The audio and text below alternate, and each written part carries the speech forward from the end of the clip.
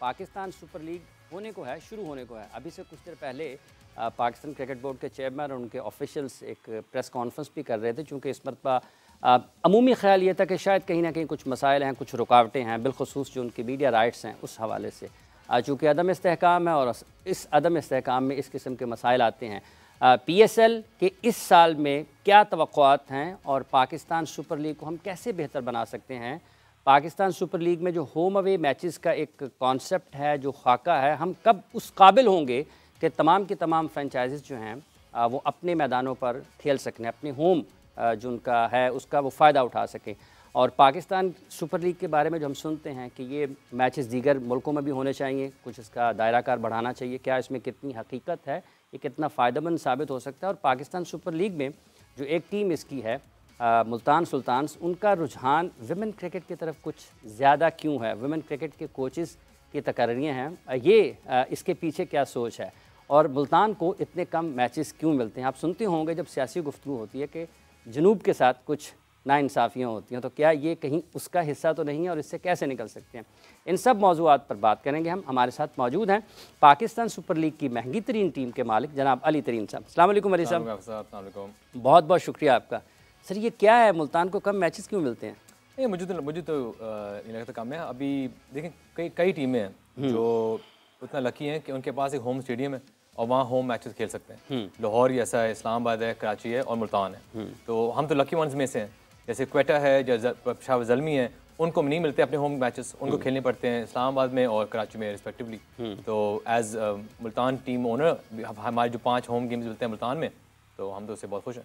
कितने आपके ख्याल में ये जो पेशावर और क्वेटा है, अगर इनके पास नहीं है तो इससे कितना नुकसान ब्रांड को होता है? ये देखें, डेफिनेटली हर टीम को मौका मिलना चाहिए कि वो होम गेम्स खेले, अपने लोकल फैंस को दिखा सके और ना सिर्फ टूर्नामेंट के दौरान लेकिन ऑफ सीजन में भी वो इन्वेस्ट कर सकें अपने होम बेस पे, अपने फैंस को वो एक्टिविटीज करा के।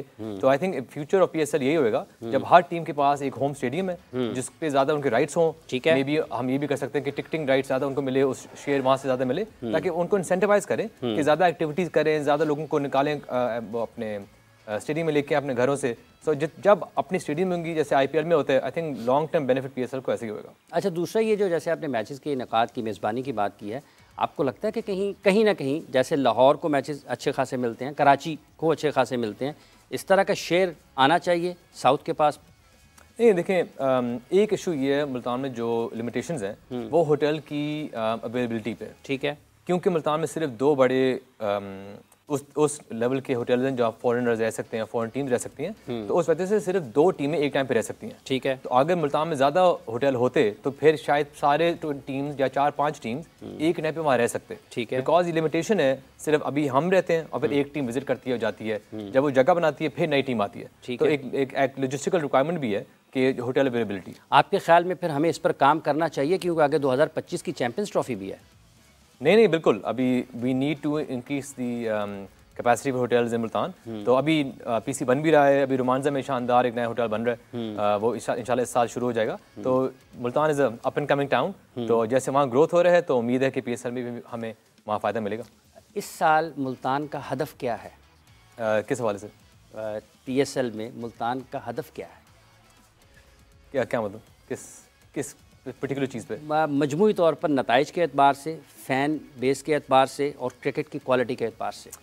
देखिए, डिफरेंट चीज़ें। एक तो इन टर्म्स ऑफ क्रिकेट, उसमें तो हमेशा हमने स्ट्रॉन्ग टीम बनाई है जब से हमने टेक ओवर किया है। माशाल्लाह पिछले 3 साल 3 फाइनल खेले हैं जिसमें एक हम जीते हैं, तो एक बहुत हाई स्टैंडर्ड से हम क्रिकेट खेल रहे हैं और बहुत सोच समझ के हम टीम बनाते हैं। तो इस साल भी हमने बहुत सोच समझ के अपनी टीम बनाई, इवन दो काफ़ी चैलेंजेस है इस दफ़ा। काफ़ी हमारे बड़े प्लेयर, टिम डेविड हो गया, डेविड मिलर हो गया, वो इस साल नहीं आ रहे थे। सिमिलरली कई हमारे जो स्टार प्लेयर्स थे जैसे सानोला, वो इंजर्ड हैं। कई हमारे प्लेयर जो इमर्जिंग कैटेगरी में थे वो अब गोल्ड में आ गए थे। तो काफ़ी हमें चेंजेस अनफॉर्चुनेटली करने पड़े, लेकिन काफ़ी हमने मेहनत करके, टाइम लगा के, काफ़ी सिनेरियोज बना के हमने एक बहुत स्ट्रॉन्ग टीम बनाई है जिसमें से हमारे बॉलिंग, बैटिंग सब हमारी तरफ से कवर्ड है। उसके अलावा इन टर्म्स ऑफ फ़ैन एंगेजमेंट हमने इस पर बहुत फोकस किया है। अपने सोशल मीडिया को थोड़ा हमने रिवैम्प किया है, थोड़े यंग लोग लेके आए हैं, थोड़े डायनामिक लोग लेके आए हैं। हमारा ओवरऑल पर्सनैलिटी भी थोड़ी चेंज आपको नज़र आ रही होगी on our social media platforms. तो इस तरफ हमने काफ़ी फैंस को एंगेज करना है in terms of the content we make और किस तरह का कंटेंट हम निकालेंगे। तो अभी तो बस चीज़ें शुरू हुई, एज ए प्रीव्यू है अभी ड्राफ्ट के टाइम पे भी, लेकिन during the tournament I think हम काफ़ी यूनिक चीज़ें करेंगे जो पहले ना हमने की हैं ना किसी और टीम ने की हैं। ये डेटा के साथ मुल्तान को खासी मोहब्बत है। देखिए, मैं एज ए बिजनेसमैन, हम जब भी कोई बिजनेस चला रहे होते हैं, हम यही चाहते हैं कि आप कभी सक्सेस आप गारंटी नहीं कर सकते, बिजनेस में हो या क्रिकेट में हो, तो all we can do is maximise chances for success. तो यही हम कोशिश करते हैं जब हम डेटा अपना इस्तेमाल कर रहे होते हैं, ड्राफ्ट कर रहे होते हैं या गेम खेल रहे होते हैं, we just try to maximise chances for success. ठीक है। तो डेटा से ये होता है कि अगर कोई कोच है, कोई असिस्टेंट कोच है, कोई कैप्टन है, कोई प्लेयर है, हर किसी के होते हैं बायसेस। अब जिनके साथ मैं पहले खेल चुका हूँ और जिन्होंने मुझे मेरे सामने मेहनत ज़्यादा की हुई है या परफॉर्मेंस की हुई है, नेचुरली मैं उनको पसंद करूँगा या उनके बारे में सोचूंगा जब अपनी टीम हमारी टीम बन रही होगी।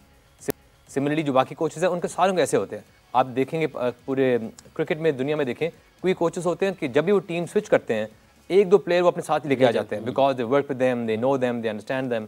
तो इस तरह के बायसेस हर जगह होते हैं, क्योंकि बुरी बात नहीं है बायस होना, एक नेचुरल चीज़ होती है। तो जब आप मल्टीपल लोग रखते हैं एक टीम में, इन स्ट्रैटेजी टीम, आप जब इतने ज़्यादा लोग लेके आएंगे उतने वॉइसेस होंगे, तो नेचुरली आपके बायसेस के इन्फ्लुएंस कम हो जाएगा, बिकॉज लोग ज़्यादा हैं। और सबसे अच्छा तरीका है बायस को कम करने में इज़ डेटा। तो अभी क्या होता है कि कोई अगर हमारे कोच हैं या असिस्टेंट कोच हैं, वो कहते हैं नो इस पोजीशन के लिए हमें ये प्लेयर मैं समझता हूँ हमें चुनना चाहिए। एक तो बाकी लोग अपने राह देते हैं, लेकिन साथ साथ जो डेटा है वो बता देगा कि वो किस पीरियड में कितना इफेक्टिव रहा है, इन व्हाट कंडीशन। तो जब तक डेटा अप्रूव नहीं करता उस डिसीजन को या सपोर्ट नहीं करता, तो हम उस प्लेयर को फिर नहीं रखते। तो data is a great way of eliminating bias और minimising bias in any team. मतलब आपके ख्याल में शफाफियत को और मेरिट को बेहतर बनाने के लिए उसकी डेटा बड़ा अहम किरदार अदा करता है। बिल्कुल। आपका भी कभी दिल करता है कि ये प्लेइंग 11 में कुछ आपकी पसंद का एक खिलाड़ी शामिल हो जाए? मैं तो बहुत दिल करता हूँ। अच्छा। मैं तो बहुत दिल करता है, मैं बहुत कहता भी हूँ, लेकिन जो हमारे कोचेज हैं अक्सर वो ओवर रूल कर देते हैं, लेकिन मैं लगा होता हूँ, स्लोली सटली इम्प्लाई कराता हूँ कि बाय द वे अगर ये पोजीशन है तो ये वीडियो भी देख लें।